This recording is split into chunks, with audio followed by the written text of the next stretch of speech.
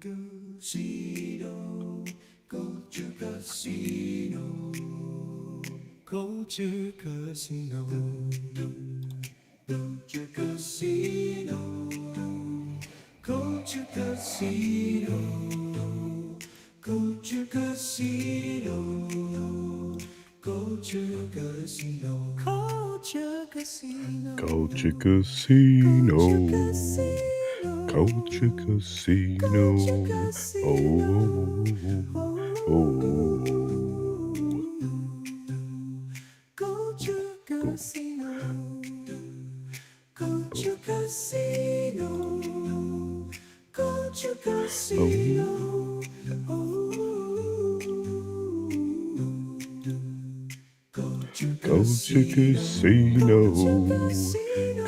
Casino. Culture Casino.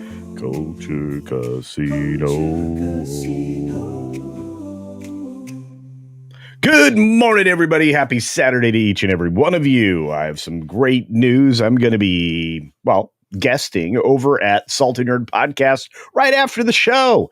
So you're going to want to stick around. We're going to be automatically redirected over there if you're on the YouTube side. If you're on the Green Machine, you're going to have to go over there your own self. But Salty Nerd Podcast is always fun. I love hanging out with the guys, and I get to do it almost all week next week, starting Tuesday. It's going to be a lot of fun. Lots of crazy things are going to happen in Vegas. If you're not going to go to the meetup, chances are it's going to be live on here, live over on Salty Nerd, live in a lot of places. So you're going to want to make sure you're subscribed and have all notifications turned on all of the channels that you love, because they're going to be full of stuff. You don't want to miss stuff. Stuff is good. Stuff is really good. All right. We've got, we don't have a green redirect, but we'll get one once I figure out how to do it. Do it till you're satisfied. Whatever. Anyway, sorry. I'm in a good mood this morning. I am on the second tumbler of coffee. 3 and 4 are coming right up because I'm going to need it. And then I'm going to finish the video that I wanted to release yesterday about the origins of where all these stories are coming from about the Floptastic 4. I think it's going to be fun. I think you're going to enjoy it. And I get a little raw on that. By the way, the outro today is something I haven't played in a while because it used to be the outro for the Sunday show. So you'll want to stick around through that. Today, we've got a couple of commercials and we're going to add a bear celebration. In fact, I'm going to hit the goal button and we're going to give you an hour to get there, and we're going to call it Bear Celebration. Bear Dance Celebration, because I think I have a 30-second clip that you can all enjoy there. I'm hitting start goal now. And there we go. All right. I am just like pro now. Woohoo! Okay. All right. Let's see. We've got 6 minutes in, which means we got to get to some stuff. I hope everybody is doing well. We are definitely going to be talking about the Duke and Dutchess of SUCKETH and all of their nonsense. They have more nonsense. They are daily nonsense. And the nonsense comes with a lot of failure. And a lot of rapid failures soon for the Dutchess of SUCKETH. We've got some more stuff too. We've got to talk about something I reported on a little while ago, but coming fresh out of that Park Place is some updated news on the Tomb Raider efforts. We've got Bill Maher in the mix, of course, and we're going to talk a little box office, Boon and Boom, and the bad. That'll be fun. And then we'll talk a little bit about the future and the only hope Disney has, which is Lilo and Stitch. But before we get started, let's say thank you to the folks that support the channel the most and say hi to the rest of you as we get going here. Jill's out there in the world. She's wrenching away. I appreciate that. Penny is putting the baby to sleep with the grandma duties, so she's got the headphones on. So thank you for that. We got Karadwin all the way from across the globe. Great to see you, my friend. And Ruby Hoove, there you go. Ruby Hoove with a Culture Casino gifty. I hope your headache is better there. We've got a few other folks that dropped in early, like Running with Scissors. What's going on, Running with Scissors? And Let's see. We got a few other folks. Carl's here this morning. Happy early Saturday to you, Carl. We've got Anne, We the North, coming straight out of Canada, rocking her, I think she's in Canada, rocking her lid. Make America great again. Let's make Canada great again. You're going to have to get rid of that socialist, but I have a feeling that Poilievre was defeated by the WEF puppet. So I don't know. Or maybe that's not going on quite yet. Eros is in the house. Eros and Eros amorphic out there in the world. And Eldritch Lord Haster. I have to tell you, I've known Eldritch Lord Haster since I started, it seems. Thanks for being here, my friend. Deal Fendel in the chat. Good to see you. Let's go. Indeed. Brian Mack, what's going on? King of the Monsters, 1954. And let's see. Oh, hey, Tom. Tom's over there wrenching away on the green machine. If you are not subscribed to me on the green machine, please make that happen. It's really, really important. Monday is going to be the last regular 6-minute daily from the... No, that's not true. Tuesday morning will be the last regular 6-minute daily from this studio, and then it'll be on the road. And we're going to try at minimum to get the 6-minute daily done for Wednesday, Thursday, Friday. We're also going to try to work with Mr. H on getting the Hcast back up in its time slot on Tuesday, Thursday. I will be hit and miss on shows, other people's channels, because, well, I'll either be in the midst of traveling or doing things at the travel location for the meetup. So chances are the best place to catch me is on my channel. If you're not subscribed, subscribe now. It's free. I'm free. I'm always free to subscribers. And if you just subscribe to the channel, turn on the notification bell. You won't miss anything. The system's working. If the system's not working, I can't help you. But we got some more going on out there. We got Haywood. What's going on? Jablamy is out there. Good to see you. And a few other folks rolled in the door. The music on this section always reminds me of those things on quiz shows where people have X seconds to think about an answer in a glass booth. Yeah, I know. That's kind of the music I like to pick and hype. Let's see. Who else? Nick from Echo Base Network. Nick, hey man, sorry about yesterday. Time not only got away from me, I got trapped. I'll have to tell you off the show what happened to me, but it's kind of weird. Spoon users out there, good to see you. Everything with a spoon. Liberty All's Cat gives a Culture Casino membership. Thank you for that. You know who thanks you for that? Pogue. Almost said rogue. It's Pogue. All right, who else? Alyssa, good to see you. It's been a minute. Been worried about you. Where you been? Jan Monroe is out there. We got a few other folks sliding in. Let's see. Here's a story. The culture scrolling. Let's see. JPS in the house. All right, little N7 action. Got some BioWare.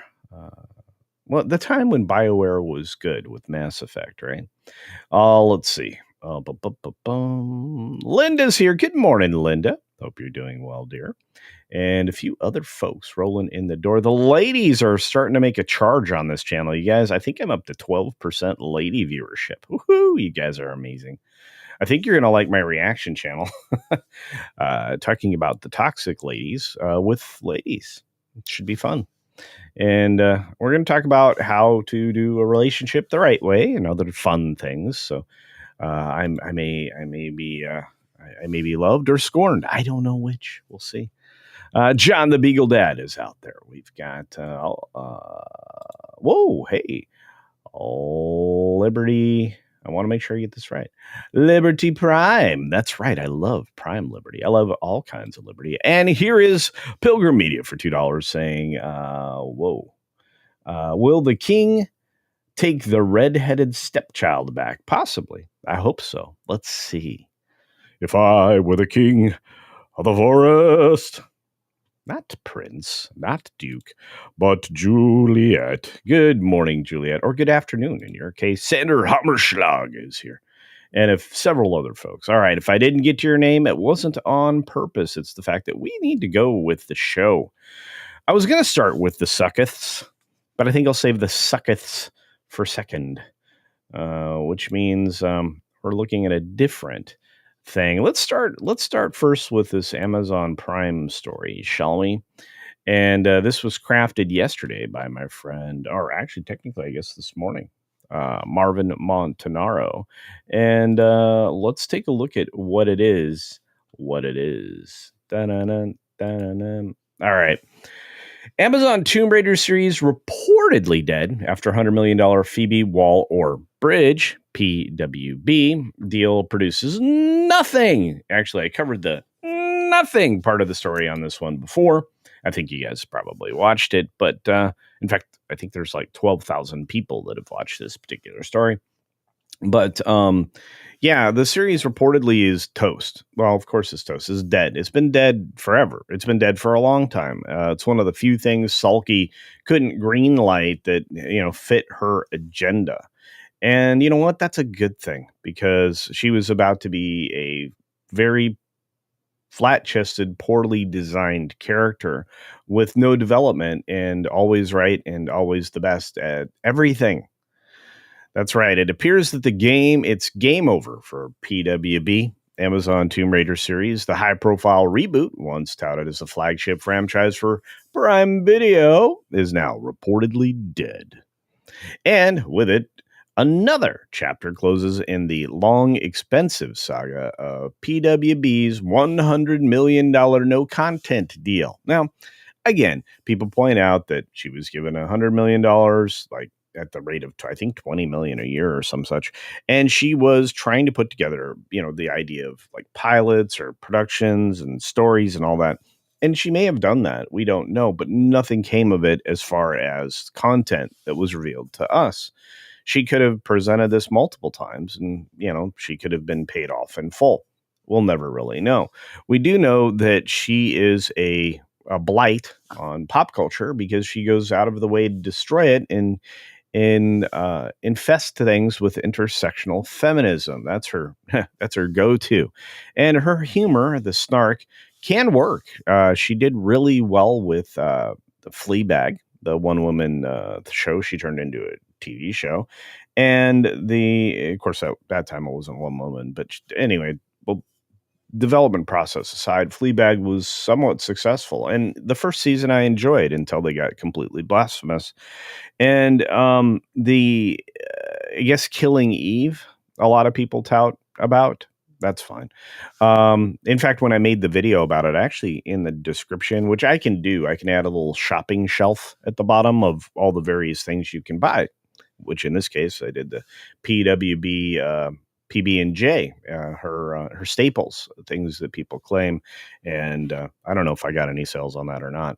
I do know that back in November, Game of Thrones and Dark Phoenix star Sophie Turner was reportedly in final negotiations to play Lara Croft. While not officially announced by Amazon, multiple outlets cited her as the frontrunner for the iconic role. That's true. And yet they couldn't get it going. She's best known for Fleabag and ruining Indiana Jones. Well, you could add Killing Eve in there if you wanted to, but signed a $20 million per year overall deal with Amazon in 2019. And guess what? $100 million in total just walked out the door for productions that never saw the light of day. And then that deal expired in 2022 and Sulky renewed it. And just before her own departure this year, she converted it into a non-exclusive first look agreement for less money, which still means that Phoebe Waller-Bridge can live the high life.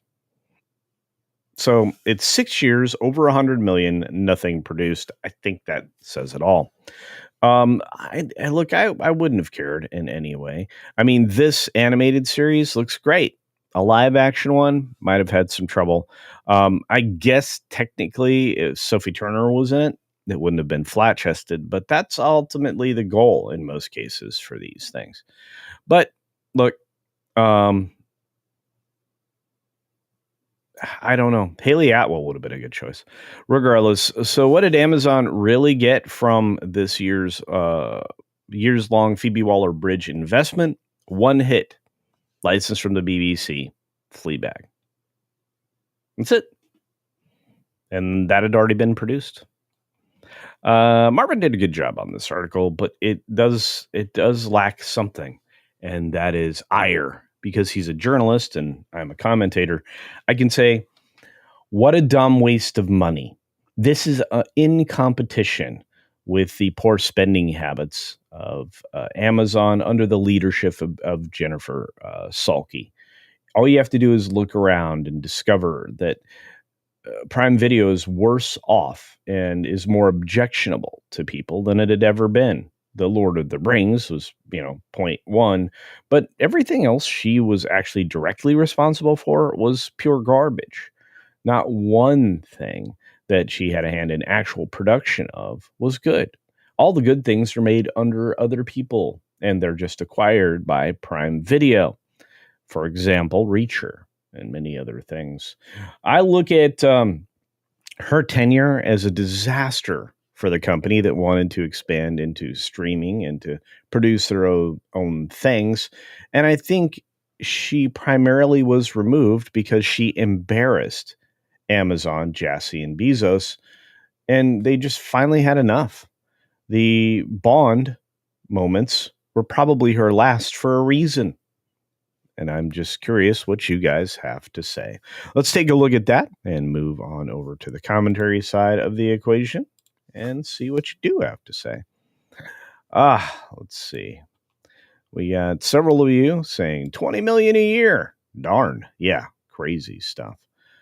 Sophie Turner is just a terrible actress. Well, I mean, she can't act. I mean, she's okay to look at. She's a terrible human being. If you follow what was happening at the time with her divorce, how do you divorce a sweet little Jonas brother? I don't know. Superior Nav says Sophie Turner can't act. I agree. KC's in the house, I see. And Penny's saying hi to KC. Let's see who else is out there. Cynthia is. Good morning, Cynthia Carter. Look at this. The ladies are taking over the show. I love it. Lasher says, no CC Tomb Raider being dead's great. It's a great thing. And that's a good thing. Carl, Tomb Raider not getting a rebooted live action was the best thing to happen. True story. Yeah. Look, the animation was tough enough, if you ask me, but that's a whole other conversation. And that doesn't have a lot of movement forward. Hey, Keely Chow's in the house. Roll Tide, brother. Let's see. Eminem Fish in the house. Great to see you. EA is holding BioWare back. I believe you.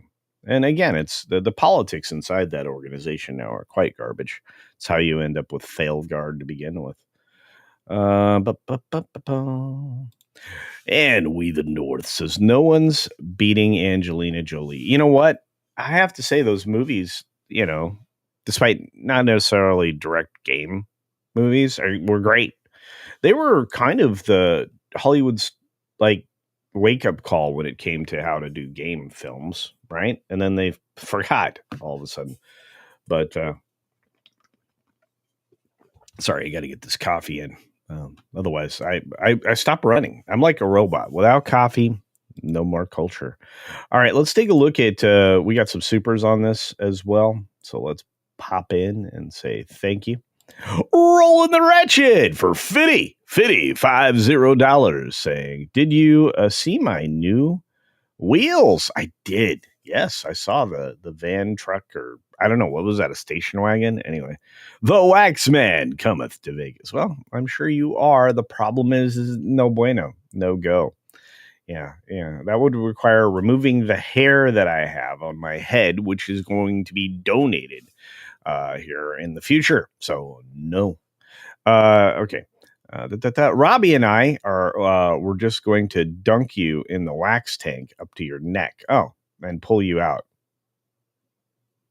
Yeah. Wrap in the world's largest wax strip and pull. I'm so happy Pro and Jonas are allies. Why do you want such pain? I don't understand. I really, really don't. But I do appreciate the super chat, and I can't wait to see you next week, dude. I've been looking forward to this trip for a while and hanging out with everybody that's going to be at the meetup. I think it's going to be great.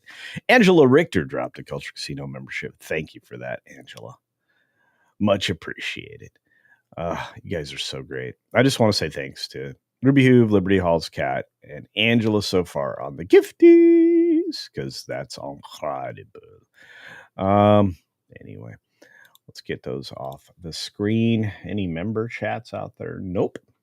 But we do have people over on the green machine. Dr. Jill Powers, Magnify, and Horseradish Power! Good to see you. It's been a minute, my friend. You guys, if you disappear like that, I freak out a little. All right? Yeah.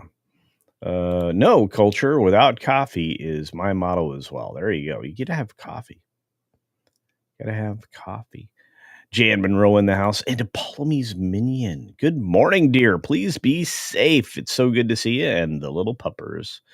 Mark Daly, what's up, buddy? Hope you're doing well. The artist formerly known as John Oh, I cannot talk. Cuckask. JDLLM. That's right, a specialty in law.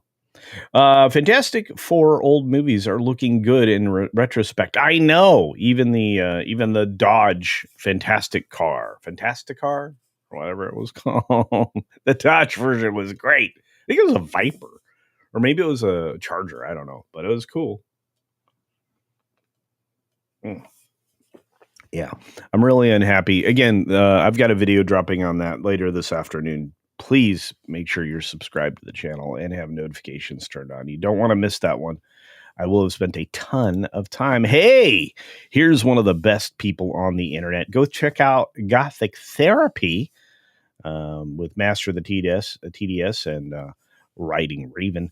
The Raven and the Writing Desk, of course, also does some stuff over on That Park Place, which we do appreciate. Great to see you.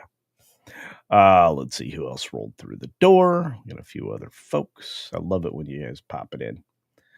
Hello. Da, da, da, da. Let's see. Taxation law and international business transaction law, to be specific. I have two master of law degrees. I know you're super special. Should pay attention to that. So John will always help us when we have these issues. And thank you. I think I got into the conversation about how important it was for the people with the advanced degrees to actually put them into practice and do it in a ethical way. And those are very specific specialties. So well done. If I didn't know that threatened physical abuse is how guys let each other know they are buddies, I'd rather be worried about culture's friend group. I mean, these are my friends. I say that all the time. These are my friends. And, Roland's my friend. And so is the Canadian Roland, otherwise known as Randall Orser, who isn't here yet. What a jerk face. But no, honestly, it's just male bonding. Yeah. Which sometimes ends up in bondage. In a weird way. In fact, I mean, if you've ever watched Top Gun, there's a lot of weird stuff, kind of like Minecraft, which we're going to get to in a little bit. But you guys are great. I appreciate y'all. Don't use your education like that. Pronoun lawyer. Yeah, I doubt that would happen. I think John's got that tied down. Female server? Yes. Shala Ball. It never works. Pedro as Reed. Look, it doesn't matter. All of those dudes are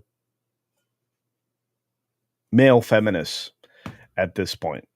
Again, I have a video coming. I'm not going to spoil what I say in there, but I'll just say it's the Sue Storm film. That's all this should be called. It's just like they're going to ruin this, just like they ruined the Dark Phoenix thing at Fox right before they sold to Disney. Don't get me started. Gonna get fired up again. Hang on. CC is wanting Top Gun bandage. Huh. No. Just a lot of weird stuff out there. And Jillian, I owe you an email. I just saw your lovely gifty. In fact, there's 5 gifties from the amazing Jillian H. Right, she was formerly known as something else, but she's going to be one of my collaborators on this. I want to test this, so maybe I'll get a chance later today to reach out to you, Jillian, if you can find the time before I head off to Vegas. I'd like to record at least one episode and get your reaction to something that I think is insanity, and I need a perspective. And then we could talk about like healthy relationships and why it takes a while to develop them. Maybe, I don't know. I think that'd be fun.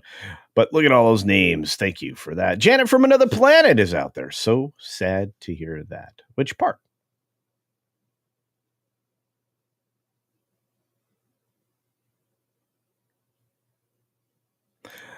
I would have been into a Mad Men. Mad Men's great style of alternate 60s. That's what I was looking forward to. Why didn't they hire Anthony Weiner? That'd have been smarter than this Matt Shackman guy. What a jerk face. Pedro as the smartest man. No, he's pretty silly. All right, we gotta get moving on. But yeah, this is definitely part of that conversation. As the smartest man in the world is about as likely as Elliot Page being the most buff man on the planet. Well, I don't know. Carlos Danger. All right, let's get to it. All right, so I kind of reported on this a while back, and the video didn't get received by as many people. It's one of the weird things about the logarithm on YouTube. Unless you are going after a specific target that everybody else is going after, it's harder to get traction. But once you do, it usually does pretty well, like my Phoebe Waller-Bridge thing. But that's set that aside. We talked a little bit, or I did, about Bill Maher and the fact that he was going to be headed to the White House. Well, that actually happened. And I will tell you this. Janice, still want to make your logo. Of course you can. Like the other ones that I made for As and Nerdrotic, but I need you to send it to me on an email. Okay. I will do that, Janet.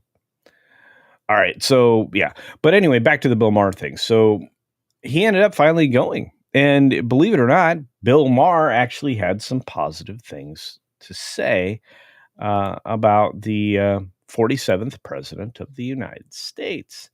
In fact, he did that, as a matter of fact, on his show Real Time. And this is something I was not expecting at all. I was thinking this is a guy that takes opportunities to subvert your expectations.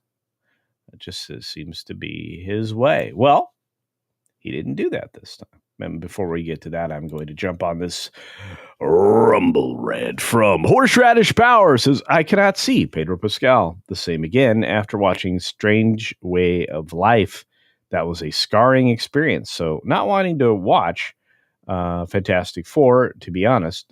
Yeah, I understand that.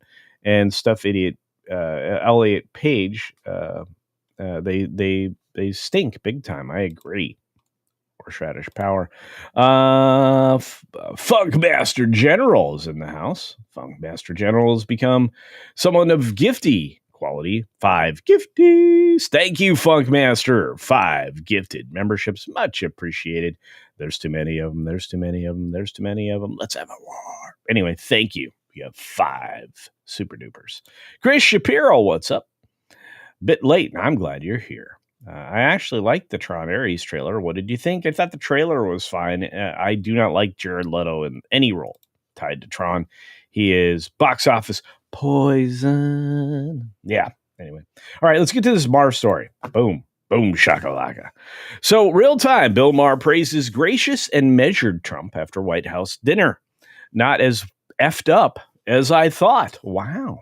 Well, that's high praise coming from Bill Maher. This is written by Glenn Garner over at Deadline. And he says, well, apparently he says something. I decided to populate later. There we go. Although Bill Maher swears he didn't go MAGA During his visit to the White House, he seems to have a new favorite dinner host. On Friday's episode of Real Time, the comedian shared his book report on my visit to the White House after a mutual friend, Kid Rock, got him the invitation and said that their shared belief that it's gotta be something better than hurling insults from 3,000 miles away. Let me first say to all of the people who treated this like it was some kind of summit meeting, you're ridiculous. Like I was going to sign a treaty or something. I have no power, and I'm an effing comedian, and he's the most powerful leader in the world. I'm not the leader of anything, except maybe a contingent of centrist minded people who think there's got to be a better way to run the country than hating each other every minute. I think he's right on that. Maher said he never felt I had to walk on eggshells around him, and hopefully I voted, and honestly, I voted for Clinton and Obama, but I would never feel comfortable talking to them the way I was able to talk to Donald Trump. That's just how it went down. Make of that what you will. I'm just reporting exactly what I saw over 2.5 hours. I went into the mine, and that's what's down there. A crazy person doesn't live in the White House. A person who plays a crazy person on TV a lot lives there, which I know is effed up, if just not as effed up as I thought it would be, or I thought it was. In addition, they talked about Iran, Gaza, Syrian refugees, and his proposed third term. Maher said he heard Trump admit he lost the 2020 election. Interesting. I don't remember exactly what we were talking about, but it must have been something about the 2020 election because I know he used the word lost. And I distinctly remember saying, wow, I never thought I'd hear you say that. He didn't get mad. He's much more self aware than he lets on in public. Well, yeah, he's kind of a persona. And then he is, well, a very capable deal maker, as we've seen recently. Maher clarified he still doesn't have a good feeling about the Trump administration, and he will be critical about a lot of what he's doing. But I also think he now understands that I have a job to do. Interesting. Trump was gracious and measured, and why he isn't that in other settings, I don't know, and I can't answer. And it's not my place to answer, added Maher. I'm just telling you what I saw, and I wasn't high. Yeah. Here's the problem with centrists, Bill. You're a fence sitter. You don't do a whole lot. I used to be a center-left libertarian, but I was strict constitutionalist in a way that probably made other people feel uncomfortable and decided to classify me as something else. I've always been incredibly fiscally conservative. I think people should keep their money. I think taxation is theft. And I think an awful lot of things that, again, make certain people uncomfortable. The government has never helped actually do very much. And if anything, they get in their own way and build bureaucracy upon bureaucracy, which ends up with a lot of do-nothing humans in entirely empty buildings, office buildings that should be employing workers or should be housing the employed workers and just don't. And seem to be some kind of a scheme by some people, which I'm sure will be revealed soon. Regardless of what I think, what Bill Maher thinks is surprising. And I think that he probably has a new appreciation for the leader of the free world. And that's a good thing. In fact, I'm one of those people that think you should be allowed to criticize just about everybody, but you shouldn't be allowed to threaten them with the being unalived. And I think that Bill Maher probably agrees on that point as well. Anyway, let's get to your thoughts on Bill Maher and his conversation. I think that is important. And I just want to say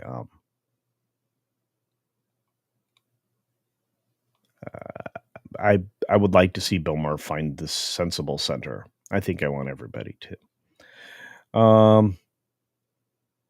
Yeah, Kid Rock is pretty base. There's no doubt about that. Toolbox hanging out over on the green machine. Good to see you over there, my friend. Snakes and Funerals. I loved it when Jared Leto's Joker says, "It's joking time." Like it's Mormon time. Okay, I'm going to tell you something. When y'all are joking in the chats, even in the videos, like those are my favorite bits, right? Like the chat music stuff where people are just like putting like one-liners in there that have zero to do with the film or the trailer or whatever it is. I just lose my mind. But chat music's been on point for a long time now. It's been great, especially with the Disney garbage. It's fantastic because there's so much there. Funkmaster General with another 5. Culture Casino Cash. Woohoo, says. Oh, wow. Just $5. Thanks, my friend. Much appreciated. Everybody's trying to get to the goal, I think. We're 2 out of 10. That Fitty went a long way. We'll probably end up with the Bear celebration anyway, but I would love to get to, the 10 $5 plus super chats. I would love that today. It's Saturday after all. And I'm doing double duty because right after this, I'm going over to Salty Nerd Podcast, your favorite follow-up podcast of mine. So, and all my friends over there. I kind of miss everybody. I miss the Matts, Alex, Odin. I hope I get to see Odin. Oh, you know what? It's probably because of Holy Week. It's probably a really hard time. I don't know how he would manage because Easter is Sunday. I don't know. We'll see. If he makes it, it'll be great. I like what Bill is saying here, but he needs to read The Art of War. I agree. Nothing Trump is doing is a mystery. It's not. If you've just read the book, The Art of the Deal, I've got all the Trump books. It's not a secret. The guy has perfected it. Outlandish statements, outlandish ask, follow up with wild conversation about what could, would, maybe will happen, and then the deal. Right now, with the tariffs, we're at the deal point because he pulled the ripcord on the 90-day pause. This is a thing that he's always kind of done, whether it be with the unions or with the city of New York or anybody else. I don't think he's done it very often with banks, but the goal is always the same, to get the best possible deal for everybody. And if it happens to favor him a little bit in the end, which it always seemed to, that's also a win, especially for the United States, because guess who's on Team America? Orange Man, who I guess is bad. Let's see what's out there. Nick's out there. Nick the Greek is in the house. Good to see you. Hey, Toolbox says, it's a glorious Saturday to get your weekend bite-sized news here. That's right. It's a little longer on Saturdays. Oh, man, I appreciate y'all. Trying to catch up with y'all. Jared Leto, the best Joker ever. My friend, I don't share your opinion. I think Jack Nicholson's was great and original and wonderful. And I think that the dead guy did a fantastic job. Probably the best. The Batman with him, perfect. Heath Ledger was great. Swift -1 in the house. What's going on, Matt Geese? JB Spooky Review. Folia D is great. The X-Files episode, I mean, not the Joker. But yeah, true. Yeah, we are headed over. No, yes, you're correct. But we're coming up on Holy Week, and then it caps off next Sunday. The meetup is on Thursday. I'm thinking for Odin's sake, it's just going to be difficult to get to the meetup. Maybe he's going to be there. I don't know. I'm going to ask him this morning. Okay. So I'm looking forward to, Passover is kind of like Sabbath. You have, I guess it's kind of a three night absence of great people like Ron Coleman and others. So there's that.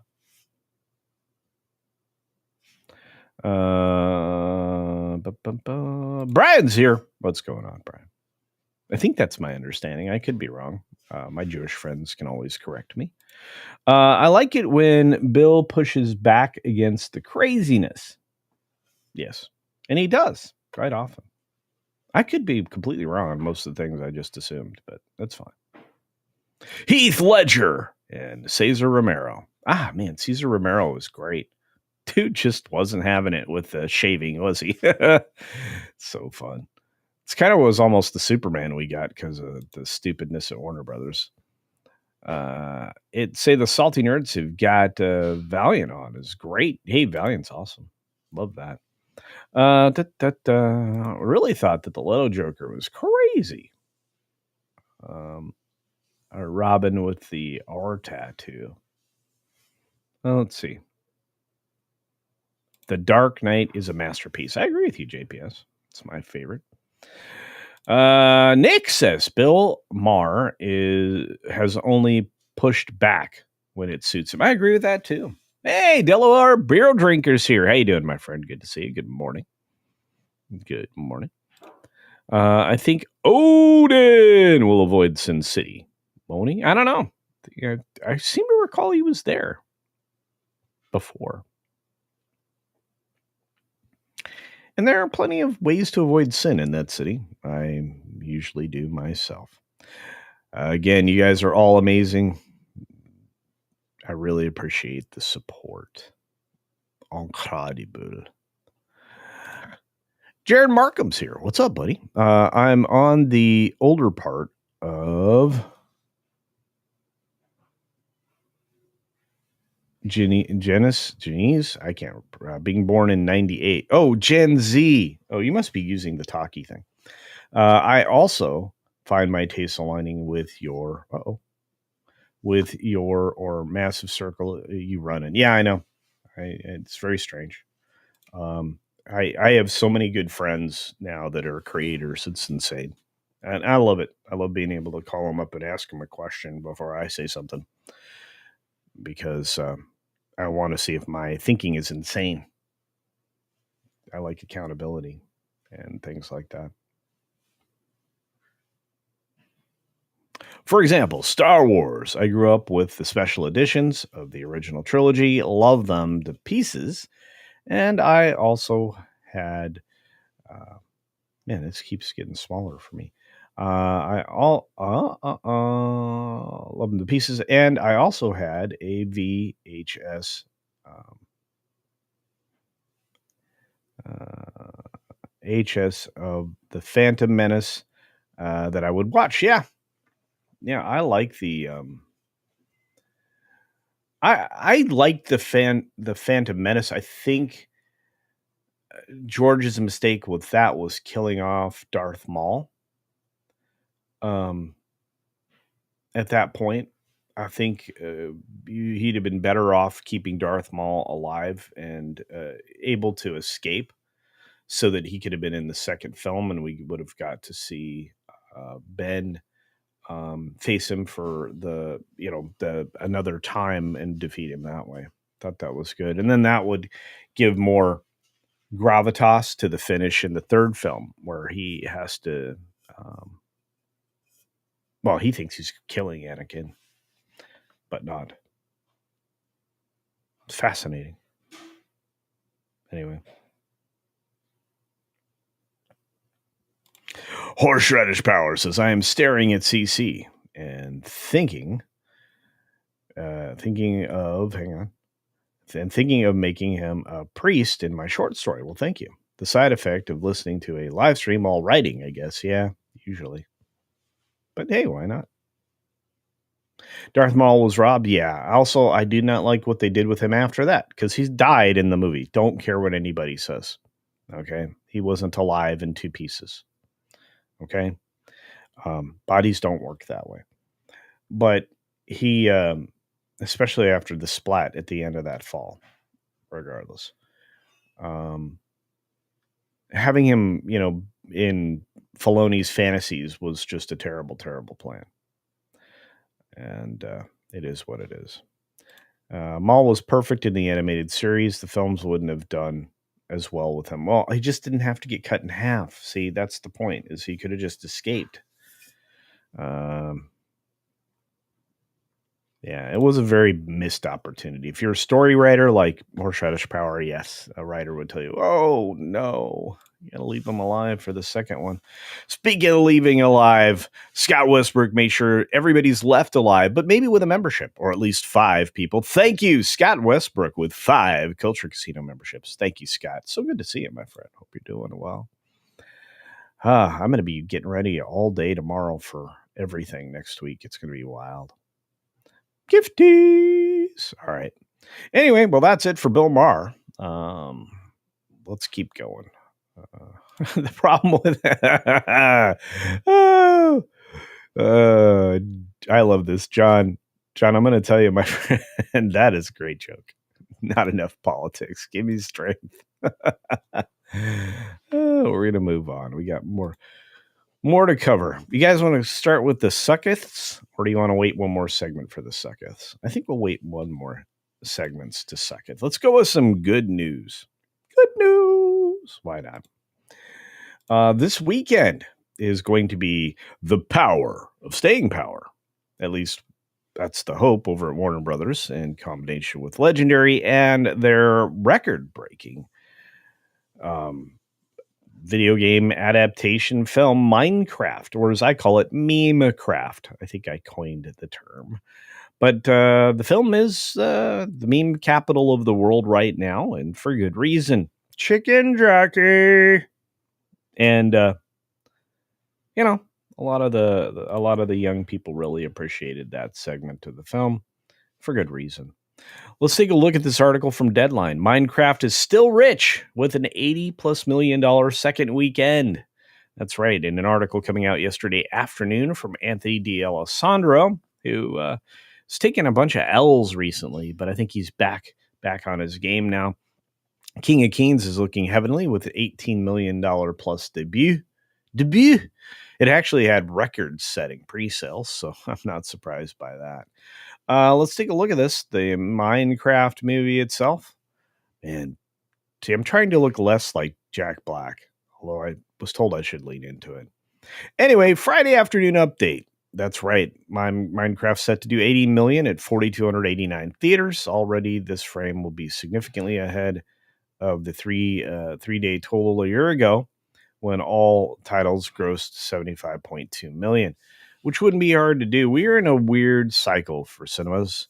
Hopefully Minecraft is breaking that cycle, and it doesn't have a lot of competition till we get into May. So this thing may have staying power, and maybe kind of a cult classic on top of being a Hollywood success story. You're looking at a 51% ease, or a fall, which is very tolerable if it falls down. They did $20 million on Friday. It's a big number. That's the entire second weekend for Snow White, if you remember. Was beat out by A Working Man, if I remember correctly. Illumination's Nintendo Universal, the Super Mario Brothers movie, dipped 37% in its second weekend for 92.3. And this is where the records may swap places, but we'll see. Angel Studios' animated biblical film, King of Kings, which I'm going to see myself, is looking pretty royal with $7.3 million on Friday after the $2.1 million that it earned on the preview. It's got an 18 million plus opening and 3,200 locations or screens, which is great. Love that. So yeah, it's going to be really good. Rami Malek thriller The Amateur is going to be a $6 million finisher for yesterday and $15 million overall for the weekend. I'll have to take a look at that myself as well. You're looking at a Rotten Tomatoes score of that at 89% for critics and 62% fresh for the moviegoers, I guess. We've got A24's Warfare. That's another Alex Garland garbage film, which he's now started to reproduce regularly instead of something that used to get praised constantly. It's certified fresh, but nobody's going to go see it. It's about 3.5 million on Friday, including the previews from Thursday. It's going to have an $8 million opening in fourth place. And yeah, so Cynicism, the movie, is alive and well. And finally, Drop is in 3,085 theaters. It's got $3.4 million for Thursday and Friday, looking at a $7.7 million start. So there it is for the rundown. There's lots of good things here. As you can see, the Minecraft movie crossed $200 million after Thursday's $7.1 million. So it's already beaten Snow White in its first week. You know me. I like to go after Disney when it comes to their massive failures because they just don't listen to their audiences. And I'm still going to go after them. Snow White is a dismal failure. In the video that I released, the top 5 times that Hollywood got it wrong with Disney in the last few months, since December anyway. Snow White is really the biggest miss. The film itself is embarrassing. The Snow White film itself is embarrassing. The fact that it took them 3 summers to shoot is embarrassing. The number of reshoots is embarrassing. The budget is embarrassing. And, I don't like to trade on Snow White solely, but as of right now, it still hasn't crossed $200 million globally. It's stuck and sitting at $170 million globally. Hasn't crossed 100 million in international. It's stuck at 91. And it hasn't crossed $80 million in the States. It's stuck at 79. This is the repeat of the Marvels, basically.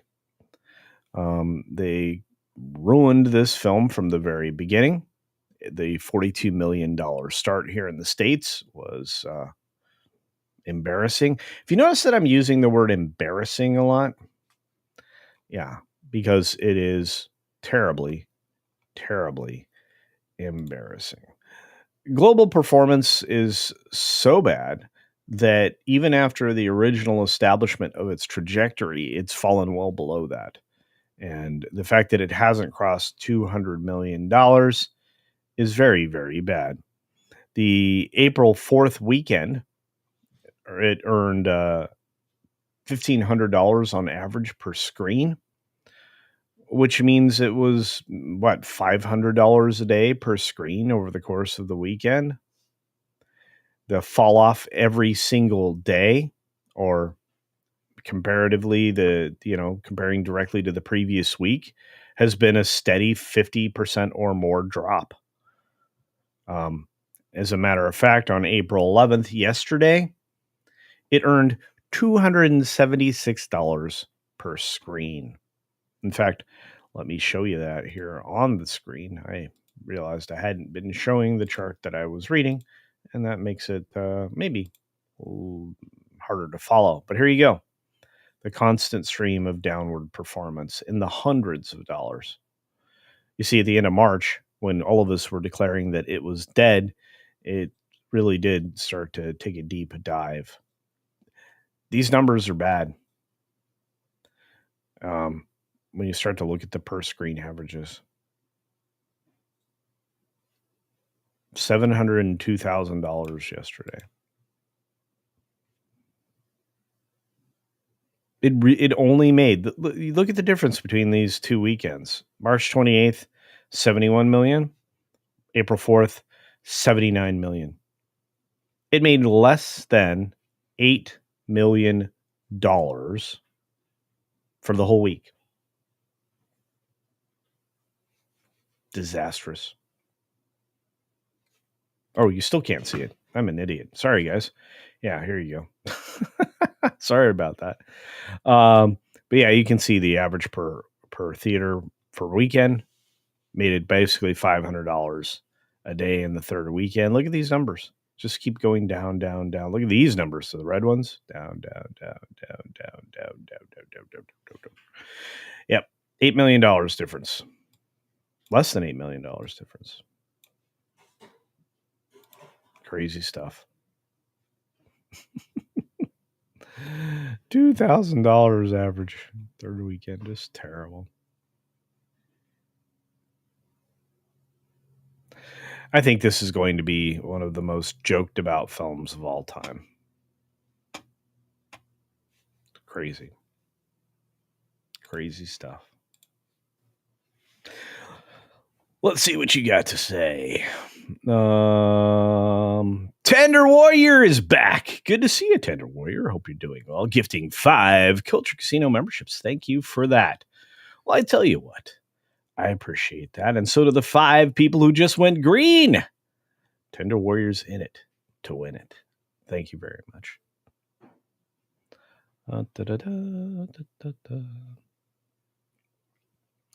Yes, Tom. Gifty, gifty, gifty. Ba-ba-bum. Maybe they should have dropped the original woke mess 3 years ago. At least it still wouldn't be hurting them badly today. It's hurting them. It's going to hurt them for a long time. You cannot start $800 million in the hole for the year and think you're going to be good. Excuse me, 800 million. It's going to be more than that. Thunderbolts is going to flop. It's going to lose a couple hundred million. And based on what we're seeing out of Fantastic Four, that's going to flop too. In fact, the audience is I think the audience at this point is just disgusted. And this is not going to help Avengers Doomsday and or the following Secret Wars film. It's just not. It's going to be terrible. Yeah. So watch out. Okay. Dick the Greek for 5 Culture Casino cash says, I give you a lot of crap culture, but I'll support your alternative lifestyle choice to dance with hairy gay men at your bear dance celebration. Well, you've gone a long way to support it here, but apparently in order to qualify for the goal, you had to actually send that extra penny. But I'm gonna count it anyway, my friend. I appreciate it. We're very close to getting to the goal just because of the generosity of folks like Roland and others. You guys really are supporting the channel today, and you're making it possible for me to eat food in Vegas. So I appreciate that. We got horseradish power for another $2 in Rumble Rant. Says The Marvels was fun to watch. Such a mess of a film, and a baffling to fathom how it was greenlit. Yeah, I know, it's crazy, right? No idea about Snow Zegler. Don't want to watch it. Disney sure loves burning money, flamethrower style. Dude, I don't even know. I mean, I think they just emplaced like napalm they put all this money in a pit and they put napalm in there, and then they just went to town. They dropped a match. Boo! Gelatinized gasoline. That's basically what napalm is. I love it. So funny. Snow joke needs to go away. It's going. God! That's right. Cynthia's out there. She's talking. We got Funk Master General with another 5 Culture Casino cash saying, all new members deserve a bear dance. They do. I promise you, we will get a bear dance today. I tell you what, I'm going to give you something to hold you over. Ready? Here we go.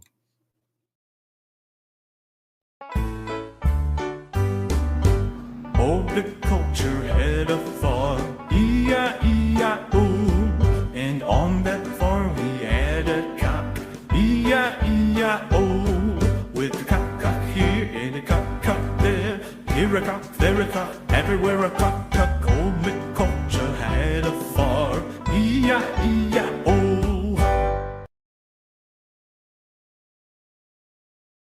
There, that was a good thing, right? It was a good thing. You like old McCulture? Yeah. I just want to say thank you. I think it was Robbie that did that one.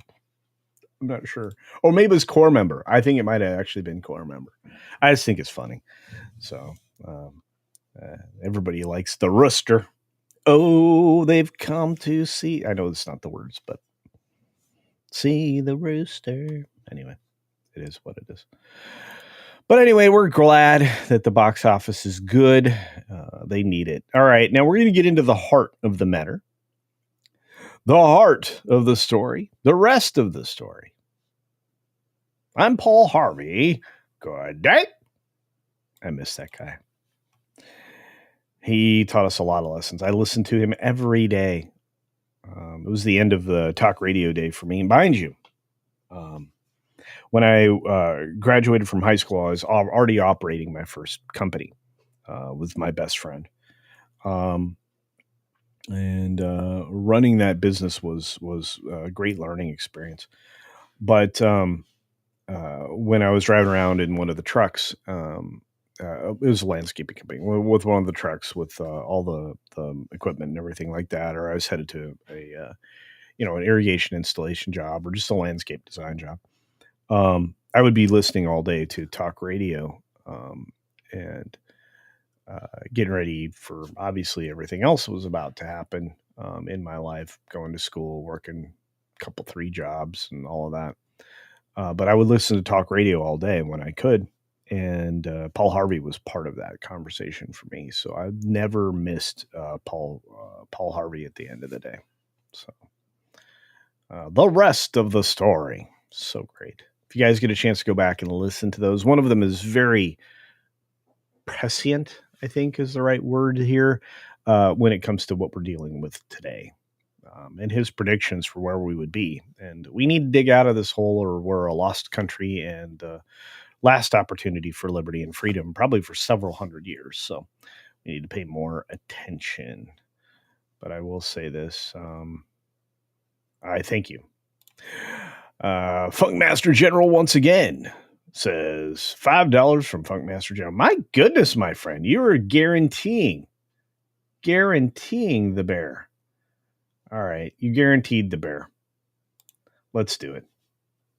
Do it till you're satisfied, whatever it is. Do it. All right, let's give you the bear. Did we set the bear up to redirect anywhere? Let me double check. Yeah, we're ready to go. Here we go for all y'all. Bear dance.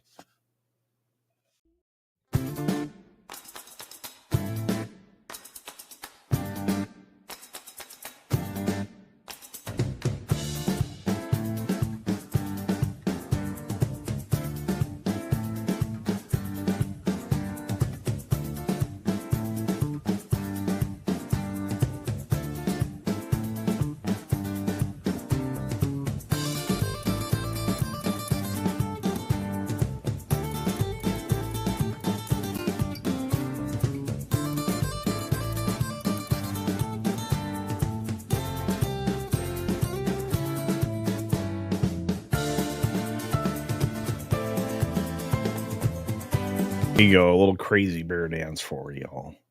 You're incredible.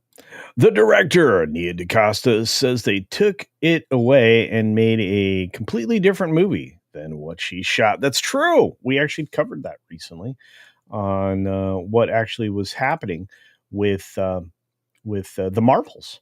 And I don't know. Aurora Upley says, I have like $20 cash and $1 in the bank. I guess I should deposit the cash. Yeah, dude, you need to take care of yourself. Again, I'm going to stress this. I know Pro does this on his show regularly.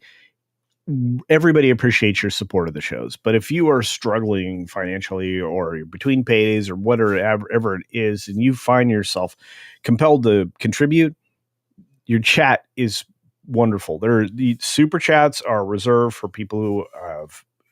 Please don't overextend yourself. They're reserved for the people who are not worried about that kind of stuff. So, Aurora Uplinks, your thoughts are gracious enough. I appreciate it. You guys mean the world to me. So do not stretch yourself. Okay, please. I would feel bad if you did. Tina's here. Good morning, dear. I hope you're doing well. You're watching HG Tutors. Video. All right. On the gruesome twosome. Oh, yeah. We're going to talk a little bit about them today. the Duke and Duchess of SUCKETH. That's right. You're fine, Aurora Uplink. So you guys, no need to worry about it. Please don't trouble yourself. Mark Daly says Disney's plan to make a small fortune in movies. Start with a large one. There you go. they do reduce the value rather quickly. Inebriated Plutarch. I'm amazed that Bob Iger still has a job. So am I. So am I.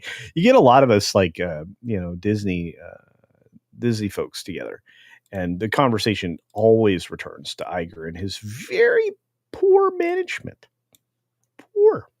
Poor management, especially recently. He never should have come back. He hasn't just tarnished his legacy, he's burned it to the ground. What a terrible person. Crazy. Disney's, okay, I already got that one. And $5 from Funkmaster. My goodness. Funkmaster's fiery today. Thank you for that. I appreciate it. Latino Slant.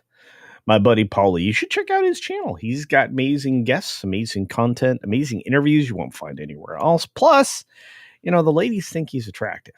I don't get it, but they do. He's got great hats. I'll say that. Plus, he's a really good friend. So check out Latino Slant on YouTube.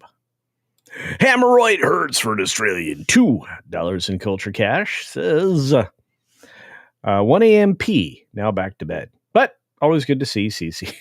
I forget it's retarded o'clock in the morning across the world. I hope you're doing well, my friend. Hemorrhoid hurts is always good for a laugh. And he really loves to torture Mr. H. So that's always fun. Judicon. What's going on, Judicon? Let me tell you. I still use this wonderful pick that you gave me every day, almost sometimes more than a few times a day. This thing gets a regular workout, and I appreciate it. It actually is really good for stimulating hair follicles and for reducing tangles and encouraging curls, which it's true. If I don't brush or comb my hair after it's wet and I just use this amazing device. Again, I don't know if you guys can see it. Let's see. There we go. You guys see that? I don't know. Anyway, it's magical with the curls. Works wonders. JB's spooky review says that was disturbing. Come on. That's fine. It's just a bear. They've come to snuff the rooster. That's right. Jillian, seriously, I'm going to get in touch with you today. Try to do it before Salty Nerd starts. So we'll see. Moodybot. What's going on, Moodybot? Moodybot says, seems every path leads to nowhere. We're on a road to nowhere. What a great song. Come on inside. Racer X is here and says, tariffs work. They do. A do, da, da, da. That's all I want to say to you. Sam's here. Got to sign off with a good day. Yeah. Man, he was so great. I missed that man.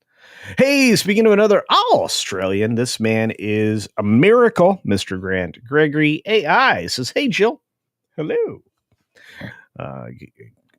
Grant, I'm going to send you a thing. Let's see. Siths and Giggles. We're here for Siths and Giggles. Siths and Giggles. You got to be careful how you say that. Says, I didn't know you were furry. I'm not a furry. I just wear the costumes. Like, I got one coming up. I think I'm wearing Alf for $50K. Somebody help me out with this. Or maybe I need 6 in here. Is 6 awake? Somebody find 6. Juliet's in bed time. That's right. That's what it's there for. Funkmaster gifted 5 Culture Casino memberships after the little bear dance. Thank you, my friend. Truly appreciate it. Funkmaster's coming in with a vengeance. Bam, bam, bam. Love it. Love the support. Fantastic. Appreciate it. Jill's like, yeah, he's a furry. I'm not a furry. What did I just walk into? Rob Altus asks. Well, it was a bear dance. The Marvels was never going to make money, which means they stopped counting it. That was the first time I'd ever heard Disney stop counting money. All right. Well, Aurora, I always worry about you guys. I love you. I love you all. Even if you don't like me, I still love you. It's one of the yokes I have to bear, is to love the fellow man. I'm hoping my script sells. I hope it does too. I want all of my friends to do well. Scripts are important. We have good stories because of good scripts. If the bear dance makes you have weird feelings, you might be a furry. You might, instead of you might be a redneck. That'd be a funny bit. I'd love to do that. I would wear the bear costume again if I could do that. I would love. In fact, if somebody wants to send me a script for that as a bit, that would be fun, and we could do that for the Gandalf costume as well. You might be a wizard, and yeah, I mean, we could probably do it. It'd be fun. Anyway, let's see who's out there. More and more people. The people that are great. I love Paulie's recent "come to the Jesus" moment regarding Pedro Pascal. Yeah. 5 more from Funkmaster General says, consider this one from more uplinks. Well, thank you, my friend. That's amazing. A little gifty on behalf. Love that. Judicon's like, yay! Yeah, I told you I would use it. You're thinking I wouldn't even show it on stream. Of course. Curtis, what's going on? Curtis Selby in the house. I made a live stream. Thank you for being here. I appreciate it. Jillian drops a 5. Oh, wait. Oh.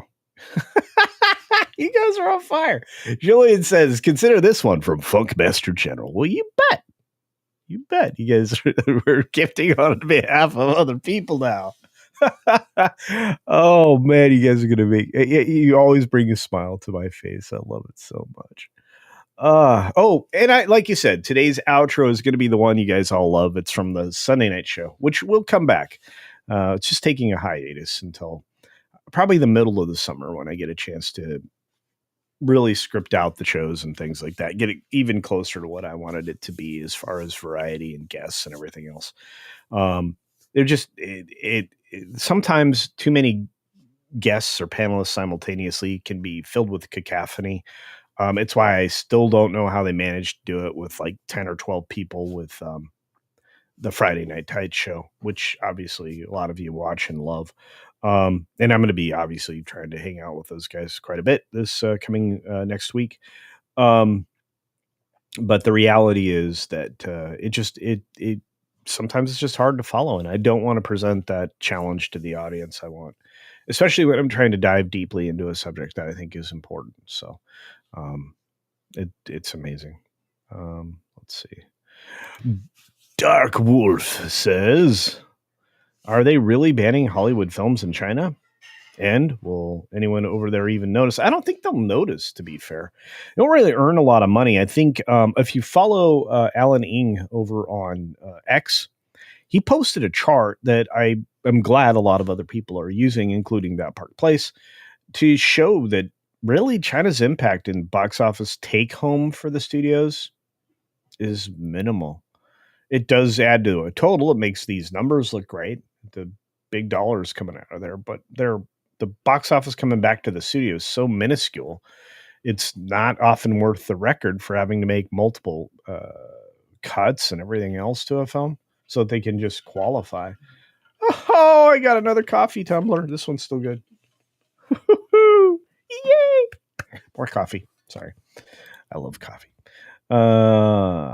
Mexican Iron Man can help you. That's right. He can help me with an elf costume. I got to get that ordered. We're getting really close to 40K. I wish 6 was here. 6 is the keeper of the lore.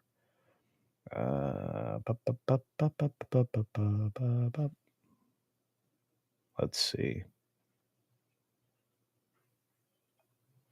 Who wins in a fight? Yogi or Smokey? I think Yogi's more of a lover, not a fighter. So I'd say Smokey. Is a picnic basket? Anyway, slow spec. What's going on? I'm so far behind you guys. It's crazy. Deliato. I think Gary's not even sure himself. Sounds like he wants to shift up the whole thing. I don't know. Gary's like one of the best creators out there. He is very practiced. He's very thoughtful about what he does. I think his every effort is goes to preparing and getting everything exactly as he wants it presented. And I strive to pursue that every day. Gary's a friend, but he's a hero for a lot of creators. A hero may be overstating it for some, but to me, he's just the guy to look up to and try to figure out how to do my version of what he does. So, and that's that.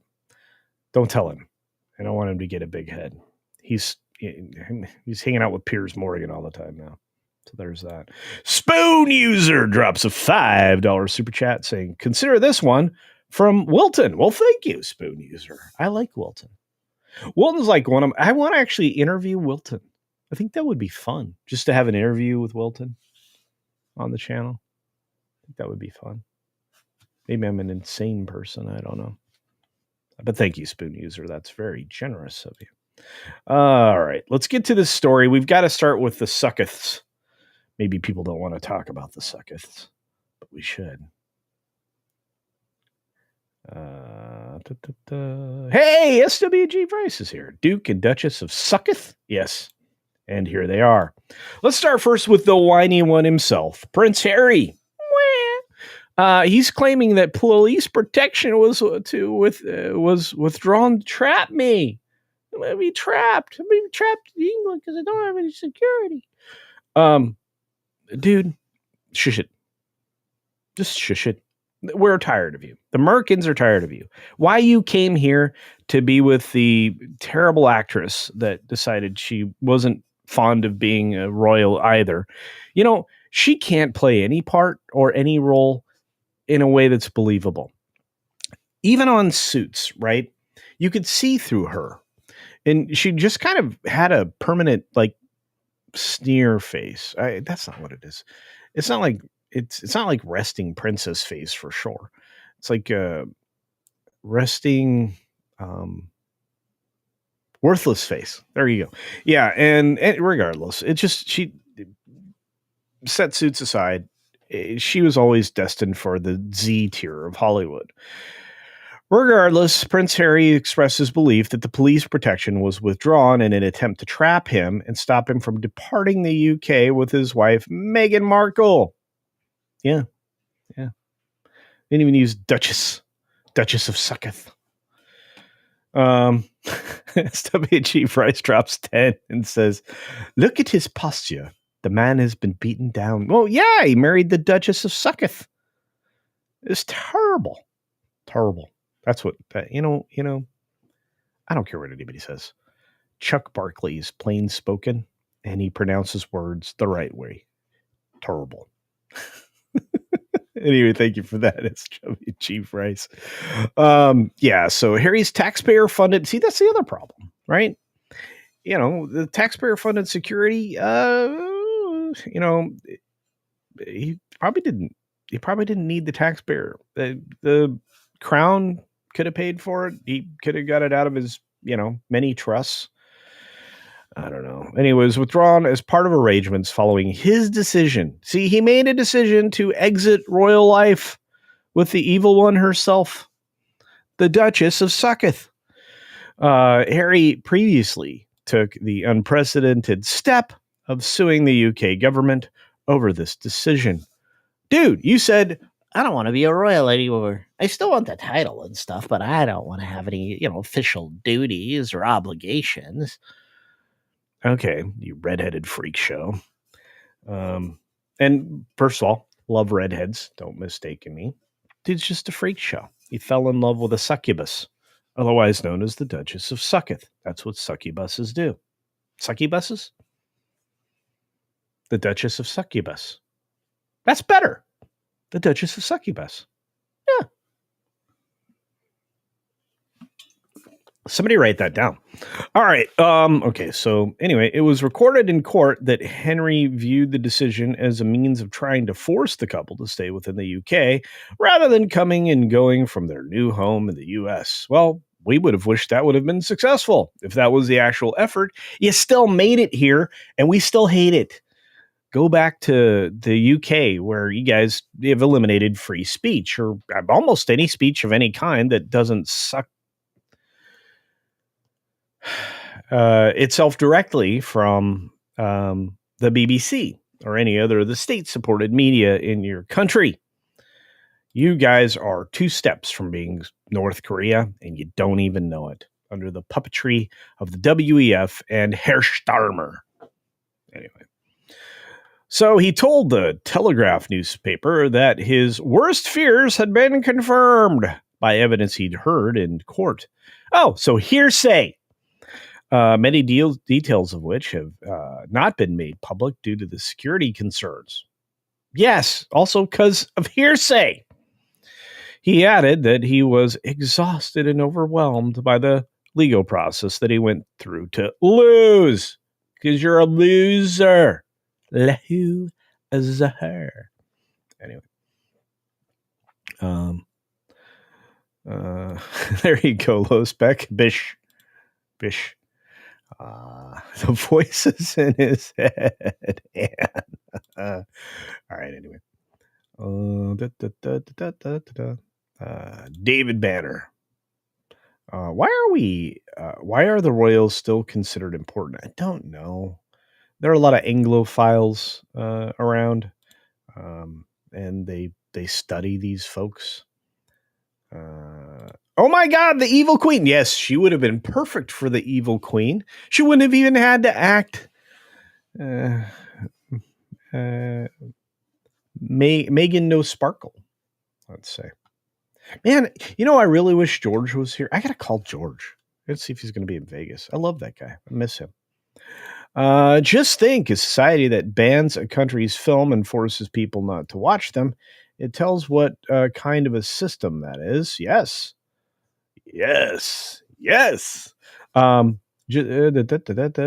That is one that we shouldn't defend, as so many misguided are right now. Yeah, it's so weird. Weird. Nick the Greek says his posture looks like a man with no. Huevos. Yes, he does not have his man aches. But again, he married that thing. YouTube made me censor the word balls. That's weird. King Charles' sister, Princess Anne, did not mince words with Miss Sucketh. Thank you, Jillian. I love that. I love that. She told her, while being a royal appears glamorous, and that's part of it, at its core, it is a life of service. It is. And that's why everybody looks so up to Harry's mother. Wow, do you think Harry's mom would be disappointed by him? Yes, I think so.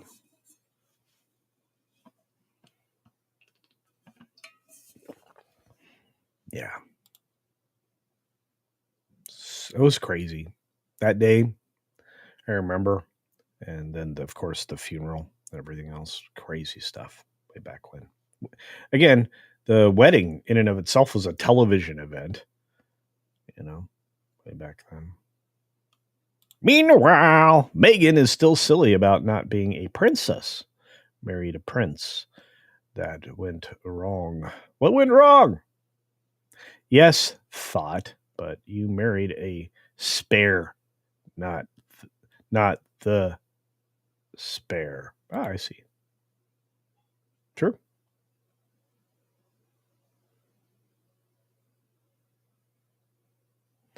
Let's see. Rob Ballas wonder. Yeah, there you go. Cynthia. Harry was stupid. Fell for her snake-tongued insinuations that he wasn't treated appropriately. Yeah, well, I mean, narcissists always reach for the victim ring because it's the lowest rung in the competition of the victim Olympics.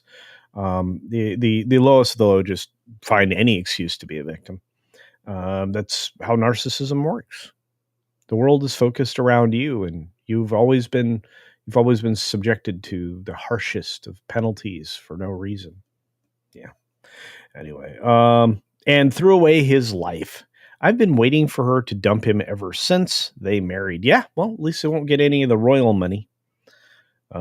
If you want to get rid of your wife back in the day, there was a way to do that. It was rather violent, but yeah. Da-da-da. Curtis Selby says, "Yeah, Elizabeth, while far from perfect, understood that somehow some of her children didn't get that. True story." All right. Anyway, that was interesting, right? Just that piece of the puzzle. But there's more. See, the Suckeths always bring more. More. Whether you want it or not. Get rid of that Sucketh article and go on to the most recent dumbness. Okay, so he's had his security detail pulled, but that doesn't mean they go without security. This is so dumb. And Meghan Markle is beyond poison, but she's also not smart. She spends money in a ridiculous way. She's had the opportunity to have money spent on her in a ridiculous way. How so? Well, Meghan Markle, as of last night, hires an over-the-top 4-car motorcade for Broadway night out to go see Gypsy. Absolutely abnormal, of course, and disruptive, and everything else that she could make inconvenient for those around her. Not to mention the fact that who cares? Who cares about the Dutchess of SUCKETH? I mean, seriously. Everything that she tries to do sucks. She's a succubus. Meghan Markle, succubus. Yeah, she's been changing her name like crazy, like it's underwear. So why not that one? Anyway, how many security vehicles does it take to escort one Duchess? If you're Meghan Markle, 4. The Dutchess of SUCKETH was taken to the Broadway show Gypsy on Thursday night with 3 SUVs and an unmarked police car. This woman is not this important. If anything, she should get the same treatment as, I don't know, Rosie O'Donnell. This is to the level of relevant that this woman is. If that high. So Page 6 learned that Markle 43, wow, she's getting old. If she got a divorce, she'd be a leftover. Oh, no. Anyway, hired a former Secret Service agent as part of her private security detail, and that unmarked vehicle belonged to the New York Police Department, had 2 intel detectives inside of it. My goodness, the waste of public funds. New York has many more problems than this, okay? A meter maid would have been too much support for her security detail. I'm just saying. So we're told the controversial royal rode in one of the SUVs and the other 2 were decoys. Decoys for what?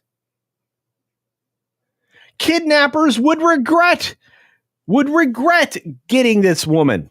Look at this. Well, at least that security officer's way overweight. Anyway, man, that is terrible. That is a terrible waist. Ladies, help me. Is that a terrible waist on that skirt, dress, whatever? That's terrible. She looks like a Italian restaurant, like tablecloth. That is an awful dress. This was the night on the town to show off. My goodness. I didn't even look at any of this. Yeah, of course they had photographers there. Wild goose chases for photographers who didn't care. They know where you're going. Why would they chase you around? This is not the old days. You are not Harry's mother. You are the least relevant royal in history. Anyway, so there you go. Decoy, Meghan, NYPD, decoy. Thanks for that. Ram Pam's like, that is a horribles. Yeah. she can never dress. Yeah, she doesn't. She's got terrible, and she started a brand. Oh, we'll get into that in a minute. But man, look at this motorcade. I'm gonna go to a show without Harry. Man, what a terrible person. We're told 2 of the 3 SUVs remained empty as the caravan drove through the busy New York streets. Nobody cares. Nobody cares. Okay, so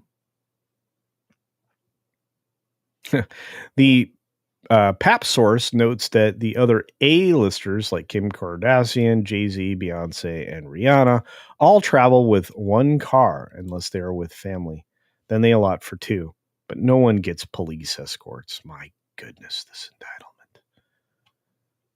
Nobody cares. Nobody cares.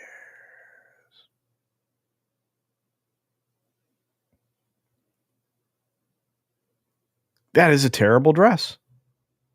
And this guy behind her needs to go to the gym. Anyway, all right, what else do we got? I mean, I'm not a thin dude, but if I were going to be doing this kind of security service work, I'd be in, well, the shape I was in 6 years ago.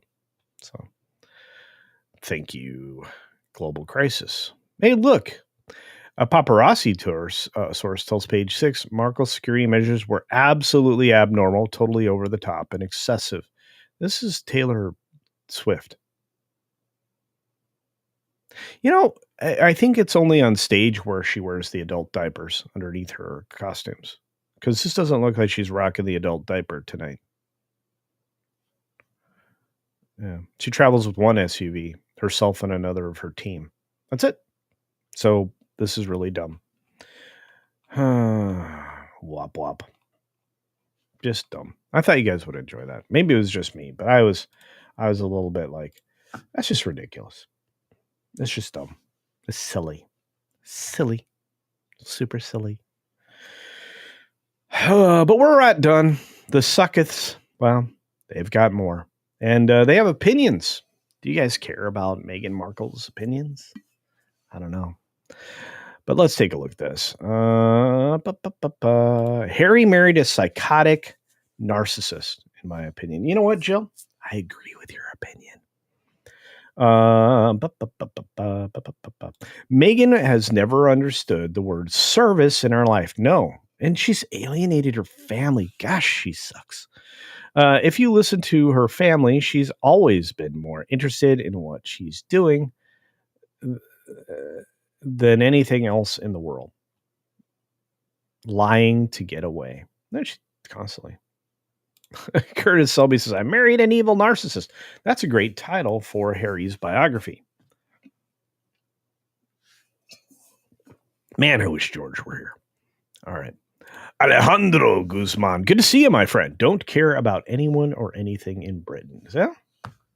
I would like the British citizens to be cared for. I would like the illegal asylum seeker bologna sausage, which we all know is garbage. I'd like them to be escorted out of that country.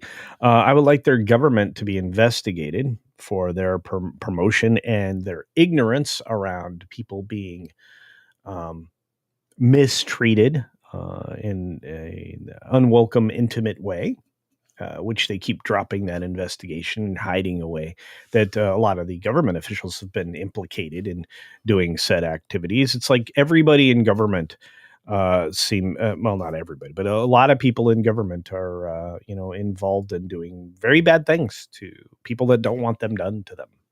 That's very bad. Let's see. Try to catch up with everybody. You're on fire today, chat. You're great. Tina's here. I've been an Anglophile since I was a kid. But this bratty man child, which she says a bad word, starting with a P. Pussycat Harry, there, I'll clean that up a little, will help bring down the whole system. Yeah. I think it's not helping. Mark's 47. There's my buddy. There's my pal. We hung out like basically the whole week of MegaCon in Orlando for 2 culture casts. I'll give you YouTube 60 cents if I could say balls. Hey, I said balls. Chance like culture don't go there. Dead moms don't have a say. Yeah, I know. It just sucks. She was a nice lady. Mark Daly for 5. Culture Casino Cash says, we don't need to talk about the Royals, current or former. We fought a war to get out from under those lunatics 250 years ago. You're right. You're right. But I still have to talk about them, unfortunately. They're in the rules. Princess Diana would have been disappointed. Yep, I agree. Hey, Rambam 3000. There should have been a hard rule after the Edward Wallace Simpson debacle. No more Markans. Well, I mean, yeah. I don't know. I think there's enough diversity in the UK that you don't have to worry about the kind of inbreeding that could have been in earlier centuries, but yeah, I think so. Radial Drago, what's up, my friend? For £5 sterling, proper money, ladies and gentlemen, from Radio Drago. We don't want them here either. He can just go buy this security anyway. Dang, hate the Royals, but being Welsh, you're bloody Welsh. It comes with the territory. LOL. Yeah, I know. Look, my English relatives down the heritage line don't seem to be too thrilled with the Royals and haven't been for a while. So, yeah. Yeah.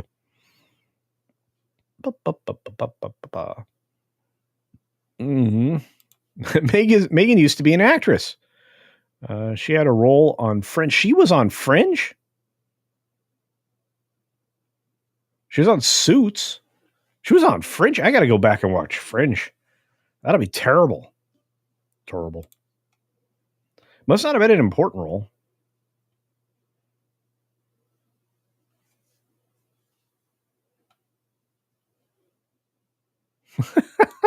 Chilean, that's what I was alluding to, but I wasn't going to say it. Istaphobos for 2 in Culture Cash says, Nigeria made Meghan a princess. How fitting. Maybe. Luna Laser. Hello, buddy. I'm glad you're back. Good to see you. Mark Daly for 5. Culture Casino Cash says, Meghan is the Yoko Ono. The Yoko Ono of British royals. Yes. She's there to break up the Beatles.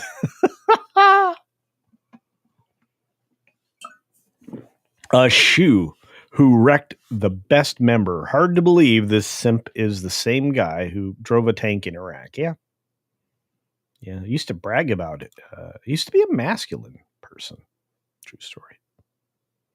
Juliet says they've had 20 million pounds sterling from his mom, 20 million pounds from his great grandmother.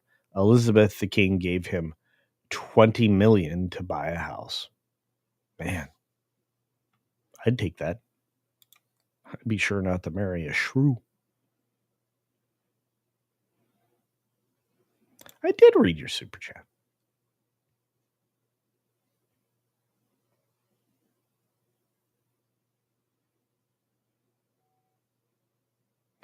This is insane. So there's not a lot of love lost for the Royals, I take it. Based on all the super chats of recent. You guys are on fire. I'm not even done yet. I have, oh my gosh, I don't have very much time before we have to do the Salty Nerd podcast, because that's where we're going next, because I'm going to be on it. You guys don't want to miss that, do you? I'm having to put little heart emojis on everybody's super chats. You guys are so great. Do you know that, how great you are? Do you? Do you know how great you are? Man, all right, let's keep going. A little more of the lifestyle of the blah and the succubus, or more on this House of Sucketh. The House of Sucketh. Oh, I'm on fire. I'm having fun. The House of Sucketh. The Suckethes. The succubuses. No, just one of them is succubus. Anyway. All right, let's get to it. Is this it? That's it. All right. There we go. Great show, Culture. All right. Meghan Markle dismissing economic concerns because she's an authority around new lifestyle brand is out of touch. An expert says, I gotta tell you. Look, if you're a Fox member, you can go and get this article. If you're not, you're going to have to figure out the alternate route to get here. But man, the Dutchess of SUCKETH explains why she doesn't think President Trump's tariffs and recession fears won't impact the sales of her as ever lifestyle brand, of which she stole the logo off of a country. A brand that has existed for several hundred years. She sucks. There's the Dutchess of SUCKETH. Anyway, yeah, she's moved on from royal family drama. Meanwhile, Harry's over in the UK trying to appeal that he gets his free security back. Anyway, Meghan believes fans will come flocking to buy her products. Oh. No. You are not Oprah. What was the snooty white woman that was doing this? She got put in prison for a little while. I forget her name. How was that? She was like very important lifestyle brand. One of you guys will remember. Anyway, so the Duchess sat down with Fortune magazine because she's a financial expert you want to hear from, and declared that her business is in good standing during uncertain times.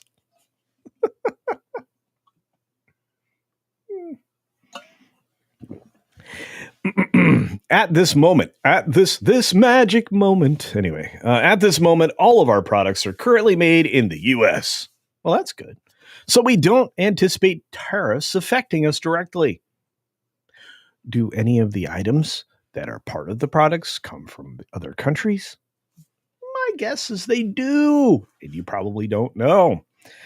Anyway, so the member of the mother of two told the outlet, but as we look at the larger context of how this is going to affect the consumer day to day, I'm very grateful that in part of the conception of this brand, I wanted to create products that look more prestige, but are more accessible and affordable. Meghan Markle, smiling, wearing a white stylish top and gold necklace. Oh, I'm glad that picture's not there. I think during any time of recession, people still want to find creature comforts, items that can bring them joy, the former American actress said. British royal expert Hilary Fordwich claimed to Fox News Digital that Meghan's statements only show how out of touch she is as concerns surrounding the economy continue to grow. There she is. Mrs. Succubus. Anyway, her tariff comments were accurate as they are produced in the U.S., said Fordwich, but particularly those regarding the recession were rather out of touch and dismissive. They were inappropriate given the broader economic struggle many of her fan base and others are facing. By the way, this logo up here, she stole. She was right that during tough times, people do seek creature comforts, but non-essentials are only for the wealthy in tough times. She's correct. Entitled elitist, those could be used for her as synonyms. Such elitist comments are more likely to alienate average consumers, albeit her supporters are Arbeit, if you're German. Her supporters makeup are the majority of her consumers. That's the ladies. But the likelihood that her comments resonated with them in terms of reality is unlikely. I agree. On April 2nd, Meghan's products from her lifestyle brand, as ever, became available for purchase with a stolen logo. I'll keep saying that. The company told the outlet that the inventory size was tens of thousands. The items, which included raspberry spread, teas, and baking mixes, sold out in under an hour. Oh, it's so nice. Wait a minute. The herbal peppermint tea was priced at $12? What, for a box of tea? If it's per bag, I'm going to freak out. You'll see the bulk of our SKUs are under $20, said Megan. From our standpoint, certainly for me, even the expansion of the brand, things would still feel accessible. How many are in this tea? Flower sprinkles or edible flowers were priced at $15.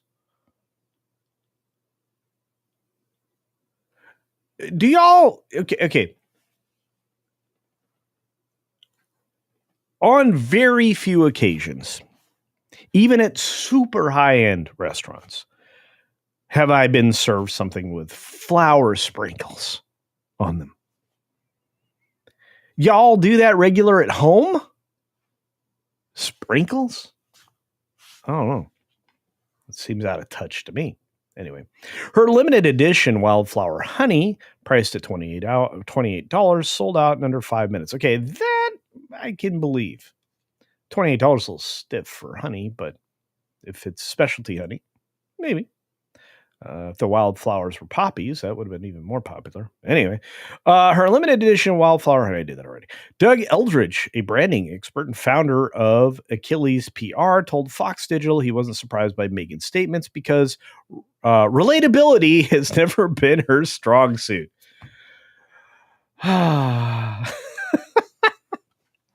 Oh no. Anyway, this just goes on and on. You should go find it for yourself. But it's amazing to me. Oh yeah, her Netflix series with Love Megan. We're going to talk about in just a minute. It showcased her jam. I think America wants to jam something. All right, let's get back to the conversation, shall we? We've only got 9 minutes before Salty Nerd Podcast transfer, so let's see what you guys have to think. I know I left that on there for the whole time, but I love it. What do we got? Justin Town says, this is stupid. You're right. You're right. All kinds of dumb. I love it. You guys are on fire today. 15 minutes behind on the chat. Sorry, guys. I apologize. I'll catch up right now. Curtis Shaw says she was a presenter on a game show. Really? Wow. Wait a minute. Megan used to be a yacht girl? I didn't know that. Next, she'll be telling me she was a car model. Man. Oh, bueno. Siths and Giggles says, so if Megan is a Nigerian princess, does she need a small amount of money transferred into her bank account so she can give that person more money? I don't know. I haven't gotten that email yet. If any of you have that email from Megan, that would be great. What a meme. That'd be a great meme. Succubus. Nice D&D reference. And a very fitting description of Yoko Markle. Thank you, Mark. I'm on fire today. I don't know what's going on, but these people just drive me crazy because I'm like, nobody likes you. Nobody really likes you. Tina BB says, nobody got the honey. People put the honey in their shopping carts and never got it, but they took the money. Now they're refusing to send out refunds. Oh, really? Crazy. I didn't know any of that. Wild stuff. All right. The PR team is lying, quote the New York Times. The buying, thank you, Istophobos, always good on the show. The buying team are having an issue as they can't work out what the demand will be, if any. Oh, boy. Okay. Wait a minute. Richard Tracy says, I was assigned bodyguard duty for Meghan Markle a few years back. She was very nice and polite young lady. Really? Okay. Maybe she is. I don't know. She seems out of touch with the universe, but that's fine. All right. We got one last thing because I know you guys are all interested in the Netflix career of the royals. Or maybe not. I am. Enough to do a whole segment on it, apparently. Meghan Markle's new product or podcast, excuse me. I guess it's a product. Confessions of a female founder hit with scathing reviews from critics. Stomach turning. Oh boy, that's no bueno. Meghan Markle's new podcast has already been mercilessly dragged by critics, despite premiering some 24 hours ago. This was on April 9th, so that's right. Their first failure is followed up by a second or third or fourth failure, depending upon what you're counting. But they already mercilessly dragged. The Dutchess of SUCKETH, at age 43, dropped the first episode of her podcast, which features Markle's longtime friend, Bumble dating app founder, Whitney Wolfe Herd. I'm not going to go there. In the 50-minute episode, the Suits alum attempted to dissect Wolfe Herd's rise to success. Wolf in sheep's clothing. However, countless critics have since insisted that Markle failed to ask the hard-hitting questions listeners wanted to hear and instead redirected conversations towards her own experience because she's a narcissist. Anyway. In its scathing one-star review titled Meghan Vapid Lessons in Self-Love, The Times of London, my goodness, columnist James Marriott was seized by an urge to beat my head against the wall after listening to the episode. No.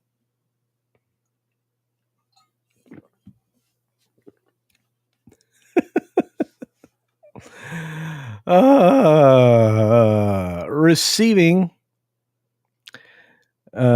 business advice from a Californian multi-millionaire who owes her fortune to marrying a prince is illuminating, as illuminating as you would expect, Marriott wrote.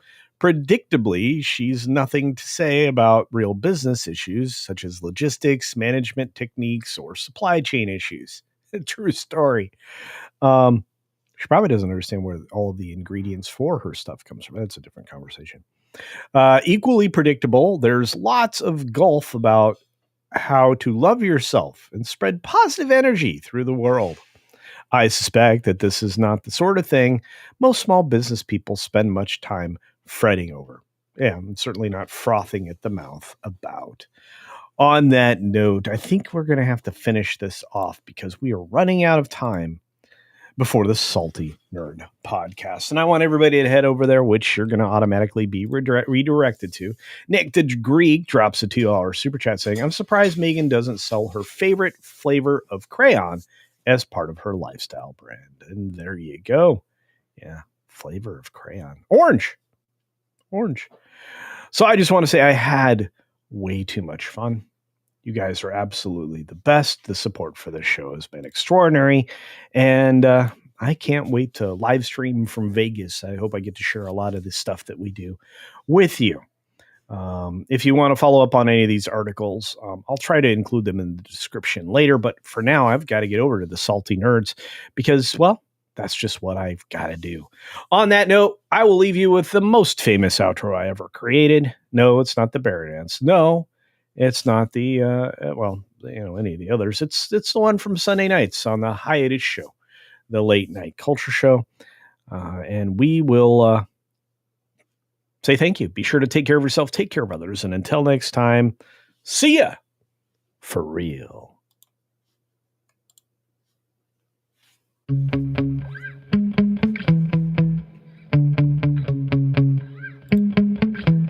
Yeah. Sometimes I get so mad, there's no controlling me. My thoughts get so bad, I'm like, I might grab a bat, I don't know. My wrath, my blood boils over like, oh God, here goes. I lost all feeling from my head to my toes. You said some shit that I can't let go, so just stay tuned for the rest of the show. So have you ever felt betrayed? Switches how you see things, realize something needs change. Cause I know you got me fucked up, let me show you what's up. Cause enough is enough. I'll take a face full of pavement just to make a statement. I know there's no turning back. Oh God, adrenaline wasted, so mad I can taste it. I know there's no turning back.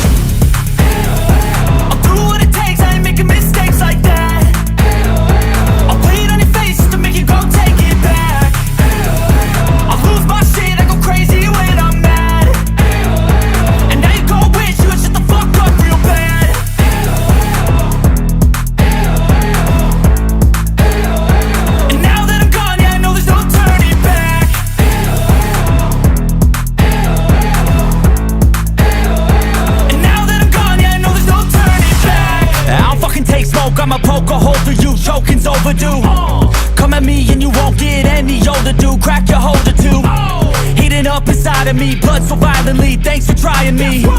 Now it's finally time to see how this rivalry becomes a dynasty.